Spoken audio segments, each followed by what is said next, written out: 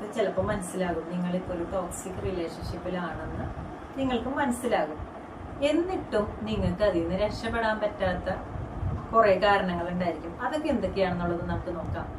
അതിൽ ഒന്നാമത്തെ കാരണം എന്ന് പറയുന്നത് നമുക്ക് ലോ സെൽഫ് എസ്റ്റീം ആയിരിക്കും. നമുക്ക് ഒട്ടും സെൽഫ് ലവ് ഉണ്ടായിരിക്കില്ല. അതായത് നമുക്ക് നമ്മളോട് തന്നെ ഒരു സ്നേഹം ഉണ്ടായിരിക്കില്ല. നമ്മളോട് തന്നെ ഒരു സ്നേഹം ഉണ്ടെങ്കിൽ ഉറപ്പായിട്ടും നമ്മൾ അതിൽ നിന്ന് മാറി രക്ഷപ്പെടാനായിട്ട് നമ്മൾ ശ്രമിക്കും. അപ്പോൾ സെൽഫ് ലവ് ഡെവലപ്പ് ചെയ്യുകയാണ് അങ്ങനെയുള്ള ആളുകൾ ചെയ്യേണ്ടത്. സെൽഫ് ലവ് ഡെവലപ്പ് ചെയ്യുന്നത് എങ്ങനെയാണെന്നും ഒരു 21 ഡേയ്സ് സെൽഫ് ലവ് ചലഞ്ചിന്റെ വീഡിയോസ് 21 വീഡിയോസ് നമ്മളുടെ ഈ ചാനലിൽ നിങ്ങൾ പ്ലേലിസ്റ്റ് എടുത്ത് നോക്കിയിട്ടുണ്ടെങ്കിൽ കിട്ടും. അത് പ്രാക്ടീസ് ചെയ്താൽ നിങ്ങൾക്ക് തീർച്ചയായിട്ടും സെൽഫ് ലവ് ഉണ്ടാക്കിയെടുക്കാനായിട്ട് സാധിക്കും.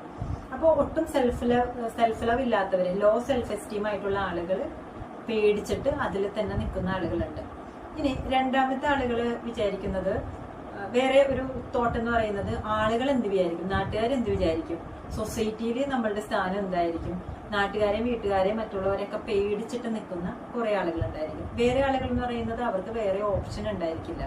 ചിലരിങ്ങനെ പേടിച്ചിട്ട്, അതായത് അയ്യോ എനിക്ക് വേറെ ഒന്നും ചെയ്യാനില്ലല്ലോ, വേറെ ഒന്നും പോകാനില്ലല്ലോ, ഞാൻ ഇവിടെ തന്നെ ഇങ്ങനെ കിടക്കണ്ടേ, ഒന്നും കൊള്ളില്ലല്ലോ എന്ന് വിചാരിച്ചിട്ട് അങ്ങനെ കിടക്കുന്നവരുണ്ടായിരിക്കും.